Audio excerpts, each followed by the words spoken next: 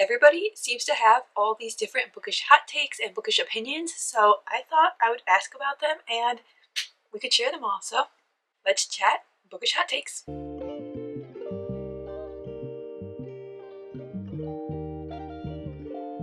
Hello my friends, welcome to my channel. I'm so excited you're here with me today. Welcome to this Friday book chat. Today, as I mentioned, we are going to be chatting about bookish hot takes. So what I did is I made a little TikTok and I said on it, please don't hold back. I need everyone to give me their hottest, most controversial, unhinged bookish takes or opinion. So you can see I made a little TikTok and then I have some comments. So I figured we're going to go through all the comments together and we're going to see what people are thinking about books that they think is out of the norm. Let's get right into it. So my game plan is to just go through these in order. So they're not going to be like in groups or anything. I'm just going to scroll through the comments and do them in order because that's how I'm going to keep track of them. So the first comment says, I hate BookTok and have found more joy reading fantasy published before 2025. I see this. I feel like books published 20 plus years ago are definitely going to have a different feel, a different focus, and just a different writing style than books nowadays, because I feel like obviously writing has changed and developed, and I feel like 20 years ago writing and what was accepted in writing was very different versus nowadays. Like the content you can read, the things they wrote about, the way they wrote, I feel like it was all very different than it is nowadays. So I could see why books before 2005 have a different feel, and perhaps maybe that's why you love them more. But also, like, I don't hate BookTok. I feel like there's still a lot of good books now that have been released. It's not like only before 2005 books were good. There's still a lot of good books now, and BookTok could even show you books that are older maybe. Like, I feel like a lot of us do need to share the older books that we love. It's all about, like, new releases, but, like, we gotta share that old stuff too, even if it is 20 plus years old. Like, those are still good books, and the content is still the same, so maybe we should be reading them, right? Right? This one actually got several replies to the comment as well. Someone said, in all caps, this is the one. The OG romance novels have the yearning down to a science. And as someone who loves yearning, I completely get that. I'm a huge fan of yearning, so romance novels with elite yearning are definitely right up my alley. And I do feel like a lot of the romance novels that I read when I was younger had a lot of yearning in them, but that could just be because they were young adult, and I feel like young adult can do a little bit better with yearning because they don't have all the spice and stuff in them. But I do love a good yearn, and I do feel like there was a lot of good yearning in the early 2000s, right? Yeah. And another person said about just not liking BookTok and reading fantasy books before 2005, they just said hard same. So they just agreed. They think that is true. So apparently a lot of people have this opinion that they're not a huge fan of what BookTok is all about, and they want older books or different types of books, maybe. Moving on, we have... Oh, this one made me laugh because it insults me. Okay, I guess. I mean, maybe they're like... It's not necessarily like an insult. I guess perhaps they were just trying to be helpful, and I'm well aware that I should not be doing this, but I do it anyways. But it is... My opinion is you are storing your books wrong. You should not have plants near them, and you need to push the books all the way forward so air can circulate. So yeah, their opinion is that they don't like how I store my books, which is funny. I guess that's a bookish hot take. I don't know if it really is. I feel like a lot of people might actually say that. Marbles. I definitely know that Excuse me, girl. I definitely know that I should not be storing necessarily my books by my plants, but because I have cats, there's not very many places I can put my plants, so unfortunately some of them do have to go by my books. It is what it is. And as far as air circulating, girl, I move my books around a lot, so I feel like I circulate the air myself. But that just made me laugh that their opinion just had to be something that I was doing wrong. But hey, it's all for fun. It's all with love. And like I said, I'm sure they were just trying to be helpful and like save my books. At least that's what I'm going to tell myself. Okay, moving on. This one I think a lot of us might agree with, but I feel like also a lot of us might not agree with, which is Quicksilver was far too overhyped and Carrion Swift was the only saving grace. That is definitely a big hyped book, Quicksilver. And then someone responded to that and said, I DNF'd it at 10%. You can't convince me it's not actually a parody.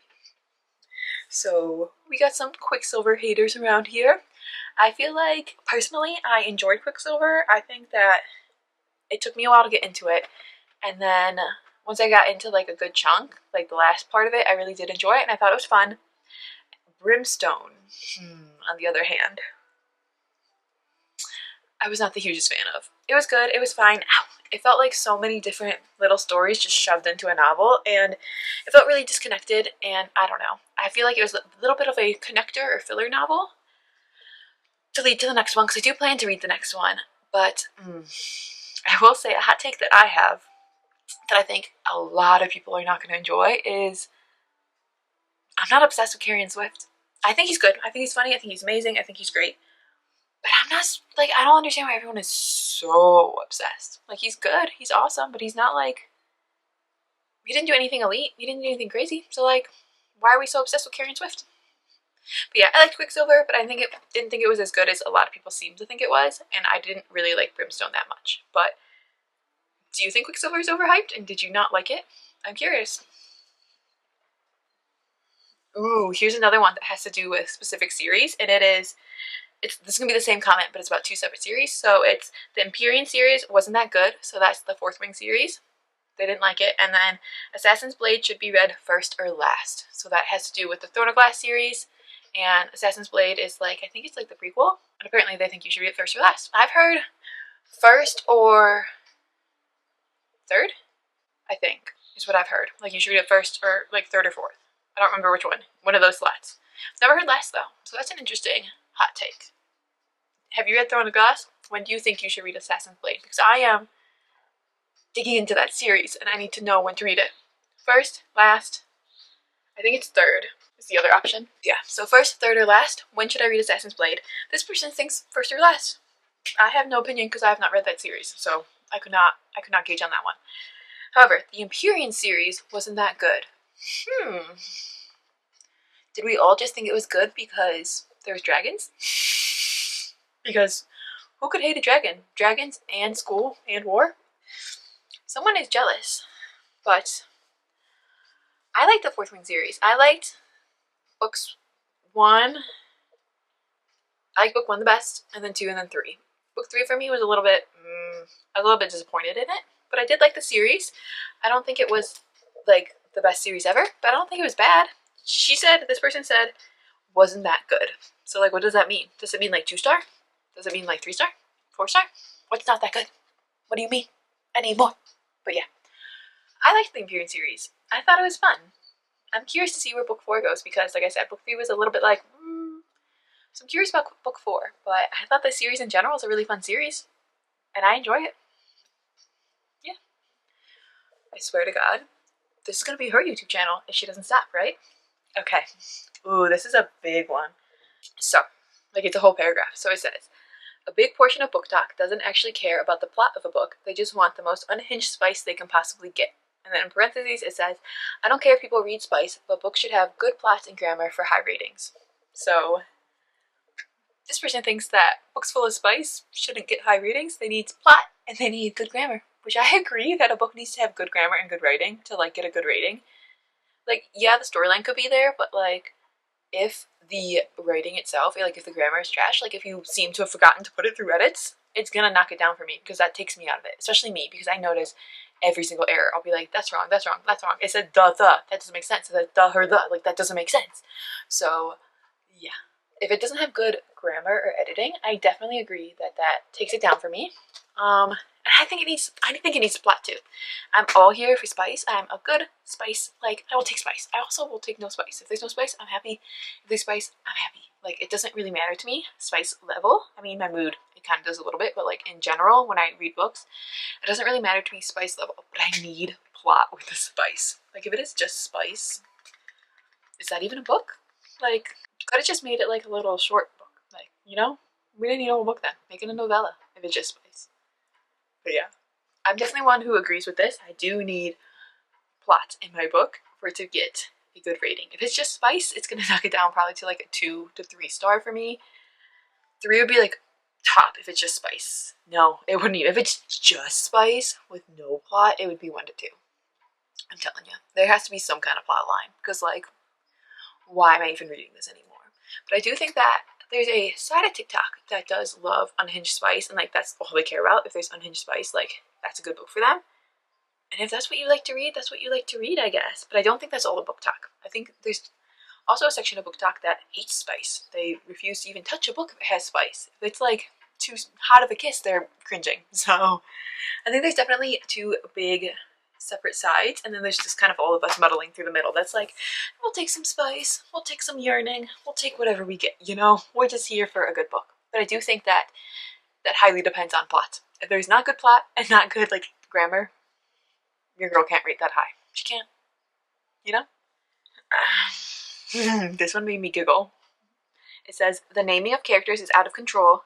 Nicole, which is spelled Nichole, or Megan, which is spelled Meagean, is wild and eye poison, which makes me giggle. I do think that there are people out there, of course, in this world that have unique names, uniquely spelled names, and that is amazing. But I think that it's funny when people in books are obviously just trying to like slightly distinguish themselves, but they want to keep like Megan. Like just make it Megan then. You don't need to make it some crazy spelling of Megan. Just make it Megan then. You know what I mean? I do think that's really funny. Like authors do love to throw like crazy names out there and just spell them funny. I think like if you're gonna go to that, just make it some outlandish name. Like make it an outlandish name instead of just taking a normal name and spelling it funny. In my opinion. That one did make me laugh though. I like that one. Ooh.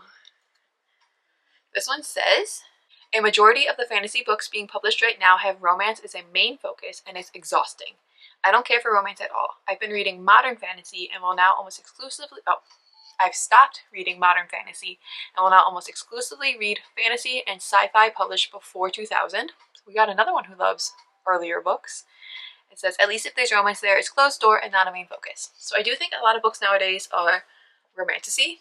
They're a lot more romantasy than just fantasy. So it's very much focused on romance, and a lot of romantic books do have like a lot of smut in it and stuff. So if you're not looking for that and you're just looking for like a fun fantasy book, I feel like that's kind of hard nowadays, especially because a lot of them have really fun storylines, but they also have that heavy romance plot to it too. So like you have to have both. I do think a lot of fantasy books nowadays do focus on that, and I think that back earlier, especially before 2000, like spice and smut in books wasn't very accepted back then as much. I think now it's very like, yeah, let's do it. But back then I think it was not as acceptable, and if it was, like those were like romance novels that had like those shirtless men on it that like my grandma read. I feel like if you were looking for spice in books, those were the books you had to get back then, because it wasn't like allowed in other genres. So I think that reading books from back then is a great way to get like a fantasy book without that much romance in it. I think that's actually a great idea, but I do agree that a lot of fantasies do have a huge romance element, which does take away from it. You want the... Come here, Marble. But I do think that there are still fantasy books that don't have that much romance, or it is closed door. I do think you have to look for them a little bit harder though. They're not so readily available, and they're not so popular, and they're not written as much. But I'm sure there are some, but once you read through those, you just gotta throw it all the way back to the 1900s, huh? The 90s. I mean, your girl's from the 90s, so like, let's read some book from the 90s. Let's read some books from the 80s. Let's get into all of the books, right? This one I think is very controversial. I think that people either have like two sides to it, and it is, if you don't like a book, DNF. And I agree. But I also have a very hard time DNFing a book. So I am someone who like DNFs. So I will put a book aside for now and plan to come back to it later. And typically I do come back to it at some point. It might be a week later, it might be years later, but I do tend to come back to it. And I'm very bad at fully DNFing a book unless it does something to me that like hardcore insults me. And then I'm like, no, girls out. Like if things start happening to animals repeatedly, then like, girls out. You didn't warn me about this? Girls out. But I have a very hard time DNFing books. I feel like a lot of us have a hard time DNFing books. We're like, what if it gets better, you know? But I also think a lot of us DNF books super easily. If we're not feeling it, we're just like, I'm outie. Especially nowadays that so many books can be read like from the library or digitally, that like you can easily read a book for free or cheap, and then if you're not feeling it, you just ditch it. You don't have to commit, because it's not like you spent 30 bucks on this book, which I think is awesome. And it is a great way to really figure out your reading taste and really just read things that you enjoy and enjoy reading, but I'm someone who likes to challenge myself, especially through reading. So like even if I'm not enjoying it, I'm like, well, maybe I'm not enjoying it because it's something different, or maybe something's going to happen that I'm not seeing coming, and that's why I'm not enjoying it, because I'm actually not predicting it. So I feel like I have a really hard time DNFing. What about you guys? Do you guys DNF? I'm really curious. Like, do you guys have a hard time? Because I definitely do. Ooh, this one and the next one go together. So the first one says, most book talk spaces are deeply heteronormative. There's constant assumptions that everyone has a book boyfriend or that there's always an MMC. And it means a lot of truly fantastic, really unique LGBT plus books are overlooked by people who would love them if they just gave them a chance. There's a misspelling. If they just gave them a chance. And then someone replied to this and said, this was what I was going to say. I had such a hard time with book talk for a long time because of it. So it looks like we need some more sapphic books on book talk, and we need to stop assuming that everybody has a book boyfriend or that there's always an MMC involved. Maybe there's 2 FMCs. You don't know. Like, you don't know. Maybe there's 4 FMCs. That would be fun. And maybe we all have some girlfriends too. You know what I mean? I do think that it is very heteronormative. I do think so. And I don't think that that's necessarily intentional, but I also don't think that very many of us do anything to solve that issue. Like, how can I say this? Like, I am so down to read any kind of book with any kind of relationship in it. Whatever the romance is, whatever the love is, I am down for it, and I will definitely let you know. I will recommend it. I will let you know what it is. I'm so down for that. However, I don't necessarily go out of my way to search for different kinds of romances. It's just like, if I like the plot of the book, then I will read it, and whatever the romance is, like, I'm in. You know what I mean? So it's not like I go out of my way to search for those, and I also don't go out of my way to like give out recommendations for those. It's not like I make tons of videos about that kind of stuff, recommending them to other people to help other people find them. So I do think that that is an issue, and that is something that needs to be solved, because I think that there's so much different love out there, and there's so many different books about all this different love, and we should all be sharing them and reading them and enjoying them. And if that's not something you want to read about, that's fine. You don't have to. But also, like, I feel like so many of us will read about that and would be interested in reading about that. We just don't get exposed to it, so we don't necessarily know about those books and to read them. So I do think that is a big issue. I do think that that is hard, especially for someone like, I will put out there that I am heterosexual. So like I do like guys, but I'm interested in reading about all kinds of love. But I do think that someone who might be, I'm trying to say this without insulting anyone and being like proper, but I just feel like, if you're a girl who likes other girls, or if you're a guy who likes other guys, there's not as much out there, especially for girls who like other girls. I'm sure there's plenty of books written about it, but I feel like nobody ever talks about them. I could tell you one person I watch who talks about sapphic books and how much she loves them. And that, I'm sure, is partially a me problem because of the people I watch, but also I'm only exposed to so many people, so I can only watch the people that I see and I'm exposed to, you know? And I feel like there's so little of us, and I feel like now MMM is coming more popular, so like MMM is going to be easier to find, but there's not much FM, male main, female main, like FM, or would be just FF. See, I don't even know how to properly talk about it, but I do think that books that have more of that in should be more popular and should be talked about more and should be all over book talk. Yeah, that's my opinion. And the next one that kind of goes along with it is very similar. It has to do with LGBTQ, and it is authors adding an LGBTQ couple in a book where they are mentioned only in a small paragraph just so they can be inclusive. So it's like they want to say like, hey, we have an LGBTQ representation in here, but they're barely in it. And like, maybe if they are in it, it's like they're at a dinner and like they're sitting there and they don't even do any interactions or anything. And I feel like a lot of authors do that. They claim like, hey, we have a nice, well-rounded cast here. Look, we have a male-male couple. We have a female-female couple. You know what I mean? And then they're never presented again. Or they're not even like main side characters. They're like side characters, you know? Or even like transgender individuals. Like, make those some main side characters. That would be so fun and interesting to read about. Like, I love reading about people that are different than me and that have different opinions and different experiences, and I would love reading about that, even if they are side characters. That would be so fun. So I do think that more authors need to be more inclusive with incorporating LGBTQ plus into their books, and they need to do it more throughout the book, not just like they said in one little snippet. And then the final comment I have on this video, which is about a specific book series, and that is ACOTAR, A Court of Thorns and Roses. And the comment is that Feyre is an idiot and her sisters are terrible people. That made me laugh. That made me laugh because I do feel like Feyre is not always the smartest. She doesn't always make the best decisions. And I feel like her sisters also don't always react the best way or make the best decisions, but also trauma, you know? And life experiences make you into who you are in books and in life, so I don't know. But yeah, that one made me laugh because I think that's very true. So let me just see, make sure nobody has added anything. I've only had this up for a couple of days. Ooh, ooh, ooh. What do we got going on, friends? No one added anything. I thought someone did. I thought we had more, and I was like, excuse me, what did I miss? But we cool. So those are all of your guys' hottest bookish takes. I would love to know any more that you guys have down below. Please let me know, because this is really fun and I'd like to do another video like this. So I'd love to do like a part 2. But yeah, let me know your hottest bookish takes below, and let me know your opinions on all of these. Do you agree with them? Do you disagree? Do you like see where they're coming from? Let me know. I would love to hear about it.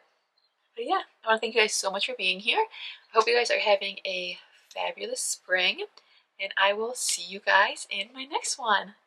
Make sure you subscribe so you don't miss it. Live well, read lots of good books, have lots of opinions, and go discover, my friends. Bye. You notice I didn't give my own bookish take because y'all might hate me.